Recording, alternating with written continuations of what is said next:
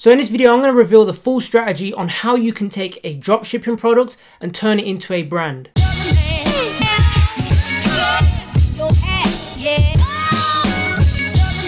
What's poppin', people? It's your boy the Beast of Ecom, and I am back with another video, dropping nothing but you already know, value bombs. So in today's video, what I'm going to do is I'm going to share with you the full strategy that I'm personally taking at this moment in time with a number of products on how you can take a dropshipping product and turn it into a full-fledged brand. So I'm going to take you through all of the steps, absolutely everything from identifying the product to sourcing and logistics, to then how to build content, how to then go about launching, and then how and what you can do to grow the business. I can guarantee that you're going to get tons of value out of this video, so make sure you watch all of it. And of course, if you are not a subscriber, then make sure of course you do smash that subscribe button with the notification bell on. And if you are, if you aren't, it doesn't matter, make sure you drop a like on this video as well, and I'll be replying to as many questions as possible on this video. So make sure of course you do drop a question down below and I'll get around to answering it.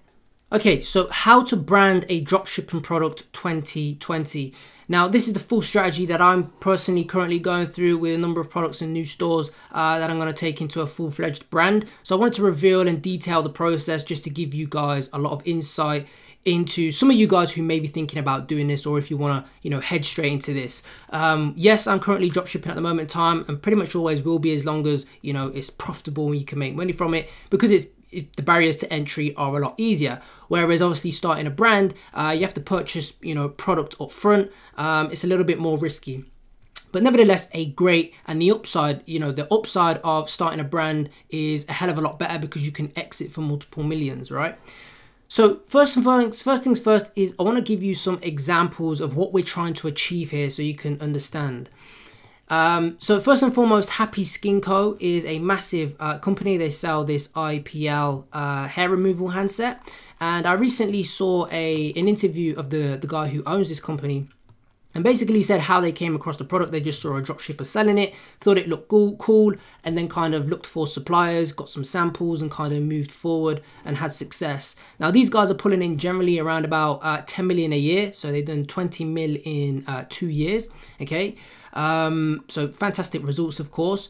And there are other products. You may have seen other, companies selling this kind of product. I know there's Hey Silky Skin and a few other ones out there. So what they've done is they then went on to develop this new fully custom product that they can sell and differentiate away from the other competitors. And of course, this one is at a higher price point as well. But obviously it just gives them that competitive advantage rather than selling this product. But started out in there generally just as a dropship product, okay, that they saw. Now another example is BlendJet, and I know a lot of you guys have saw BlendJet, and this product is not new at all. I mean, even I was dropshipping this product in like 2016, 2017, early 2017, but they've been able to brand it. I believe they partnered with a massive influencer, Jen Salter, who is in the massive fitness niche, which this product caters to. But nevertheless, they've been able to, turn this dropshipping product into a brand, and they're crushing it and doing very well as well. So that's kind of what we're trying to achieve, okay? So what I want to next do is move on to the process of what you need to do and take you through the whole of the process from, identifying the product all the way to growing the business. So I'm going to skirt over this really quickly. So what you need to do is identify a product, one that either you have a good instinct that has a long-term market for it that you can sell, or you're already currently selling it and it has some potential to it. Not every single product will, have the legs to be able to go on to be branded. Then you need to sort out your sourcing and logistics. Are you going to use Alibaba? Are you going to use a 3PL in the United States? Where you're going to test things, you need to sort out all of that. You then, of course, need to consider building content, getting influencers, getting custom content, shooting it yourself, product shoots and those kind of things. And then, of course, there's launching a product and then growing the business. And I'm going to take you through all of these steps in much more detail, so I can reveal exactly how you can do and what you should be doing at each step. Okay, so let's jump straight into things. So first and foremost, identifying a product. Now I'm not going to go into too much depth in this. I've got loads of videos on how to actually identify products and those kind of things, but you just need to consider all of these things. These icons at the top don't make any sense, but the text does. Okay. So firstly, you need to make sure that the product is of quality. Every single product that I'm looking to take into a brand, I have physically held the product, okay? I know a lot of dropshippers out there are selling products which they've never touched, they've never held, and that's the good thing of dropshipping. But you cannot take anything into a brand if you personally haven't touched the product, used the product, put it through its paces yourself. It doesn't make any sense. So make sure you do that first and foremost. And of course, on top of that, when you've got the product yourself, you can also shoot custom content, which I've done for a number of products. And of course, that content is generally the one that does the best on Facebook. Moving on, you need to have your margins there. If you haven't got any margins in a product, it doesn't make any sense to sell it. Again, if you got to remember, when you scale, your margins are going to, when you scale, costs increase. So you're going to make sure you've still got margin inside to sell the product. Is it brandable? And some dropshipping products just don't make sense to brand. There's some products out there which are like, toilet cleaner or toilet pump cleaners, which are crushing it for people, but it's just not really that brandable. It doesn't really make that sense long term. Next, is it proven? Have you sold the product before? Is it winning? Have you seen other dropshippers selling it and having success with it? Or have you personally sold it yourself and had success with it? If you haven't done that, another thing is your gut instincts, okay? Do you have a good feeling about this product? And sometimes this generally comes with experience. If you're a newbie, you generally won't understand what gut instinct is with a winning product. But there's a lot of products that I see, I generally kind of know that I can sell it or know that it has an angle, but that generally comes with experience. And then final point is longevity. Will people still need this product in 5-10 years? You don't want to sell something which is, like a fidget spinner or something. If you got into that and tried to brand that, yes, you would have made a ton of money, but now no one really buys fidget spinners, right? So you want to find a product or a market where you can sell in this market for 5 or 10 more years, okay? And of course, on top of that, final point is, can you launch new products?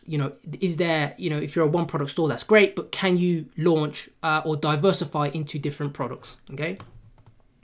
So next I want to talk about sourcing and logistics. I'm going to give you some examples of what I'm currently doing and give you some tips on some things you can do and look out for when you're searching on Alibaba for the product. Now, just to give you an example, okay, you can see here resistant bands, they're about $11, okay, shipping to United Kingdom, but of course, on top of that, that's just free ship, that's just the normal Chinese post, which is crap. But you can see AliExpress standard shipping here is $6. So you can see this is going to cost a lot more to sell if you want to ship it. But this is AliExpress, and remember, these are not the actual manufacturers, right?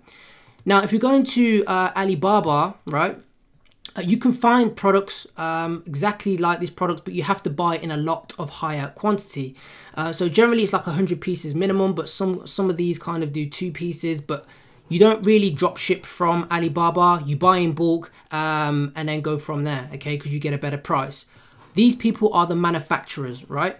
Now, one thing I always do, you can see here the price here, we're getting $9, which is cheaper than what I just shown. But of course, this doesn't factor in the cost of shipping the product, okay, as well. So you got to remember that. You can see here as well, not this product here.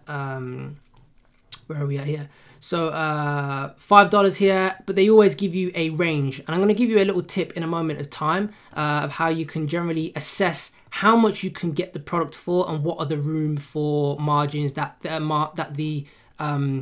this company is generally working with. So you can generally decide what price roundabout you should be paying. So what I always do is you want to always make sure that you've got more than generally 1 year. Gold suppliers as always, okay? You can see that these are gold suppliers. These are verified as well, and it gives you all this information. But generally you want to make sure that they are a gold supplier, which means they are paying for that subscription. The longer it is that they've been paying for, generally the better they've been in business. You can see here how many transactions that they've had as well. What I generally do is I find multiple companies that I like the look of in terms of their response rate, in terms of their transactions level in the last 6 months. Okay, you know, I always make sure that they're a gold supplier as well, and that they've got the trade assurance for selling the product, which basically means you're covered by AliExpress trade assurance if anything kind of goes wrong. So you can never really essentially get scammed, if that makes sense. Okay, so what I would do is I would save all of these if I was selling resistant bands. Okay, and then what I would do is create a Google Docs sheet where I would then pretty much just put out the details that I need. So what are the name of the companies, what's the name of the contact I'm dealing with, what's their minimum order quantity, how much for 100 pieces, you know, what is the cost of shipping to a specific unit, you know, and all these sorts of details that you want to get down in a Google Docs spreadsheet, shortlist, and reach out to all of those customers, all of those companies, okay, those manufacturers. Now, this is something that I'm going to show. I've had to blur out, obviously, a lot of information here because this is a message that I've sent out for a current product that I am branding. But you can see here, I'm generally asking for, I need this information. So, you know, you just want to reach out and say, hey, I'm a buyer for X company. You know, I'm looking for, you know, partnership, etc., etc. A link to the product. And can you help me provide me with this following information? So what I generally ask for is what is the quantity for 100 pieces to start with? And what you can do is put in an address for the 3PL company that you may potentially be using, or any address where you're going to have the product shipped to. And we'll talk about that in a little moment of time. But just so that they have, and they can give you a price based on where you're going to be having all of the units shipped to, okay? But what I also like to do, and this is a little tip that I found online, is getting them to quote you prices for 500 pieces, 1,000 pieces, 5,000 pieces, and 5,000 pieces and above. Now, when you do this, what happens is, they're going to come back to you and give you a range of different prices. So this may be, you know, $7, this may be $5, this may be $4, and this may be $3 if you're buying 5,000. And that gives you some room to work with, okay, you know, can you do me this price for this initial order? You know, but generally then when you make a comparison of all of the different suppliers that you have, you can see what kind of ranges that you're working with, whether one is completely, you know, way off the target and way too expensive, or if the other ones are generally all within that mix. So that's a good tip to go with, okay? And also obviously what the minimum order quantity is, and you want to find out if they can put your logo on a product, what the payment terms are, get some more photos of the product, and those kind of things. Now, one tip I will say is that some of these suppliers will get back to you really quickly and give you all of the information that you ask for. Some of them won't, and they'll give it back to you in little drips and drabs. Those kind of people, I really do just take that into consideration. You know, I ask them to answer all of my questions straight away, rather than just asking me more questions and, you know, giving me part answers to some things, answers to nothing. So try and get a feel for the person that you're dealing with, and then from there you can go forward and get a sample, okay? So that's one thing that I always do, and then once you've done that, you know, get a sample with your logo on, etc., pay for it, and go from there, okay? Now, in terms of logistics, okay, you've got two things that you can do. You can drop ship, you can still drop ship a branded product with your logo on, you know, providing that you've got 100 pieces. If you've got a sourcing agent in China, one thing you can do is get them to send your 100 branded pieces to your sourcing agent, and then get your sourcing agent to ship the product to the other countries, which is technically still drop shipping. However, what you're doing is your costs are extremely transparent then, so you know what you've purchased it for. And I've done this query, people who, you know, if you've got an agent in Shenzhen, if the company is in Shenzhen, shipping 100 pieces costs like $10. It's insanely cheap. So just having that in mind is something that you can do. Now, if you want to actually go down the route of using a USA 3PL company, these are different ones that I'm in talks with and that I'm going to be exploring. Okay, Dollar Fulfillment, ShipBob, Iron Links, Rakuten, Ship Hero, and Cargo Cove. One thing that obviously you want to bear in mind is that, of course, like I've mentioned, is when you're starting a brand, your risk increases because you have to purchase upfront 100 pieces, 200 pieces, 500 pieces. And then if you're using a USA 3PL, you have to then ship the product to them and then, you know, consistently make sure that you've got inventory on hand. So that's one of the risks of starting a brand. And that's why you always say, always start out dropshipping to start with, learn how dropshipping works, and then move to a brand once you know what you're doing, and you know, once you have faith in a product that you want to take further. Okay, so they're the two options that you can have. Okay, USA 3PL or still source and dropship from China, but just a branded product until you then have the capital, or you know that you can sell the product, and then move to a USA 3PL. Okay, now in terms of actually building content, one thing is key is user generated content. Now this is generally referred to as UGC, and this is the best form of content in terms of using for branding. And a lot of massive companies, especially in the beauty industry, you will find that they will be using user generated content. Okay, and if we just go to the ads library, you can see here, this is Happy Skin Co, the company that I just talked about. Again, they've sent it out to multiple influencers here, all using the product, talking about how great it is, how it works, etc., and all those kind of things.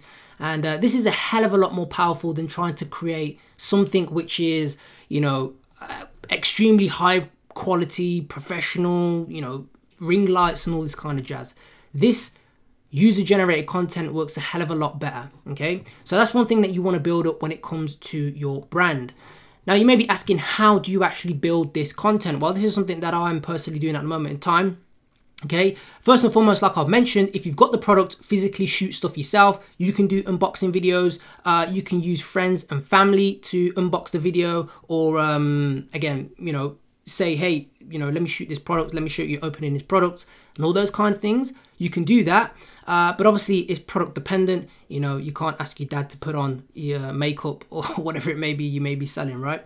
Another thing you can do is pay for explainer videos or spokesperson videos on Fiverr, right? These are really cheap as well. You can see here, this dude here is charging £34 for a video, so for 45 seconds. But again, I generally find that when you reach out to these people, what prices they put on here, you can always bargain for. You know, every price that you see, do not take it for a final price. You can always negotiate with people. So no matter what you see here, always negotiate. And these kind of people will just take your product. You can send them scripts if you want to, and they will generally just shoot your products. You can see here, this guy's testing out this product here. I'm not sure what this is, but we can see here he's doing an unboxing video here.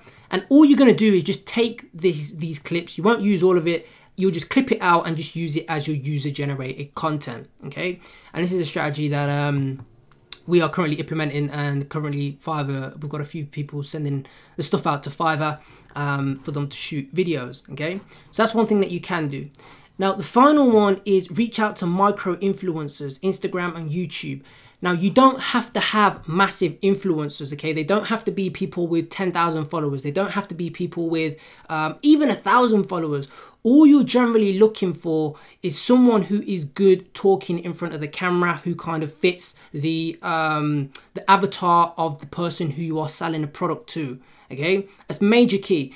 You know, in doing so, you're just going to get this user generated content, and they don't have to be, you know, people who have massive followers. They don't have to be YouTubers with thousands of subs. They don't have to be Instagram followers with loads of followers. Okay, so just to give you an example, you can see here that this product, this company here, Air Grip, they sell a some sort of cushioning pillow, which I came across the other day. And these guys, again, are sending it out to review channels. You can see here, this guy here has not that many, well, he's got quite a few subscribers, to be fair. 8,000 subscribers. This guy's got 4,000 subscribers. This one's got 1,000 subscribers. This woman, this person here has 700. And again, this woman here, Daisy Joe Reviews, has literally 800 subscribers. Like, it's, you know, and she's great in front of the camera. I've watched the video. So they're just going to use this as user generated content. And this is what I mentioned. They don't have to be people who are, you know, loads of followers. You can just find someone who's good in front of the camera, who fits the characteristics of your avatar, get the user generated content, use it in your ads and bank, okay? So that's a strategy that you can use in terms of finding user generated content. So moving on to the launching of the product. Now I'm not going to go full into depth of the Facebook strategy. I've got another video, I'll link it somewhere at the top so you can actually check that out. But in terms of what we'll be doing is top of the funnel, cold audiences. When you're testing people who have never heard of your brand or visited your website at all, then you're retargeting, which is your middle of funnel. That's what MOF stands for, which are warm people who have engaged with your business at some point. You'll be offering those people either discounts or doing unboxing videos or more testimonial videos just to overcome the objections that they had when they first landed on your website. They may need more education.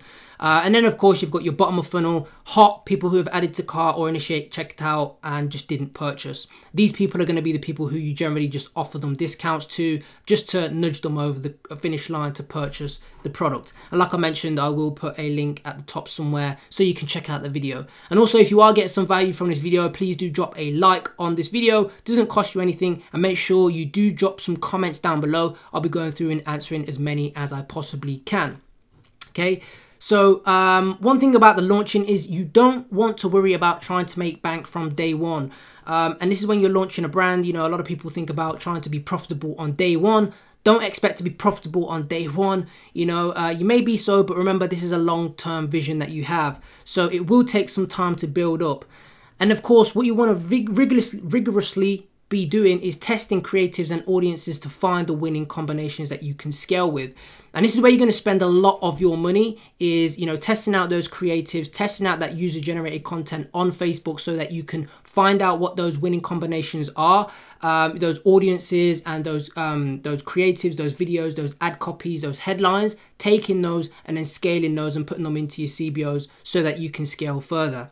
The third point is you want to be focusing on selling those units at break even just to gain data. Okay. Now, if you're making money, fantastic. That's great. But remember, you've purchased 100 units to start with. So you're going to have to ship them, shift them either way. So even if you're at break even, that's good because you're training your pixel, you're getting data, you're understanding who the people are that are purchasing the product. Okay. So even if you are breaking even after those 100 units, don't worry about it, okay? And then what you want to do is you want to launch with a minimum viable MVP, which is minimum viable product to start with.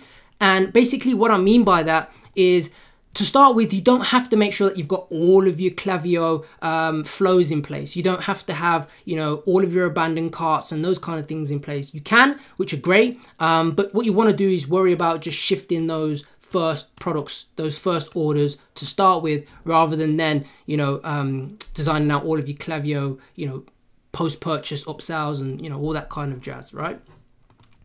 Now, growing the business. Now, this is something that I'll personally be doing when we get to this point with this brand, is focusing on is being profitable. Focus on getting profitable using one traffic source to start with. So my expertise is in Facebook ads. So I'll be focusing generally just on, you know, Facebook ads for all of the business that I run and all of the stores that I run. 9 times out of 10, the traffic is Facebook with a little bit of Google ads, but most of it comes from Facebook ads. So if you can get extremely profitable on just one traffic source, then what you can do is consider diversifying. So then looking at Google ads, then looking at YouTube ads, then looking at maybe Snapchat ads, okay? But don't from the start, if you're building a brand, focus on going on too many different things, because you're spreading yourself way too thin. Just get profitable on one traffic source to start with, which I personally recommend. Facebook ads or Instagram shout outs if that's what you're good at. Then what you want to do is you want to hire in areas where you are not an expert in for further growth. And this is something that I've from listening to loads of big 9-figure, 8-figure brand owners, okay, this is one thing that they do to grow further, especially when it gets to the 8 figures to 9 figures, is being able to hire in areas where you may be an expert in, but people who dedicate every single day to doing that one thing. So once you get to a point whereby you're making you build up your brand to doing 200 to 300K a month, then you may want to step back and say, okay, if I'm running the Facebook adverts, you can't then focus on a new product line. You can't then focus on emails or anything like that. You can't then focus on improving logistics. You can't then focus on improving customer service. All of these different things that as the owner, you can't focus on. So once you get to this point, you can then focus on hiring a Facebook agency, okay, if you really want to, or hiring an email agency to bring in more money and have you focus on the long-term vision of the company, right? And the final point here is you can focus on the high-level growth, which is basically what I've just kind of said. I've read ahead of myself. But yeah, you can basically then focus on the high-level growth of the brand. Like I mentioned, new product development, outreach, and and of course, improving the internal structure of the company. And this is something that, again, a lot of high-level company owners from the 8-figure to 9-figure range do with their brand, okay? So that is the full strategy. Hopefully you got some value from this video. If you did, then again, drop a comment down below, like, and of course, if you haven't got my free ebook, okay, make sure you go and get my free ebook. The link for it will be down below. 100% free, covers pretty much absolutely everything that you need to know about dropshipping. And again, the link for that will be down below, so go and check that out. If you are not subscribed, then make sure you subscribe to the channel, okay, with the notification bell on. And make sure you drop a comment down below of anything that you may have questions about on this video. I will be going through and answering as many, possibly all of them, if I get time to go around and answer all of those questions. So make sure you drop a question down below. If you haven't done so yet, then make sure you get a copy of my 100% free ebook. It covers pretty much everything you need to know, and it's 100% free. The link for that will be down below as well, so make sure you grab a copy of that. Hit me up on Instagram, drop me a like, drop me a DM, drop me a comment, and we can try and connect on there. But that is it for this video. Stay safe, and I'll see you later.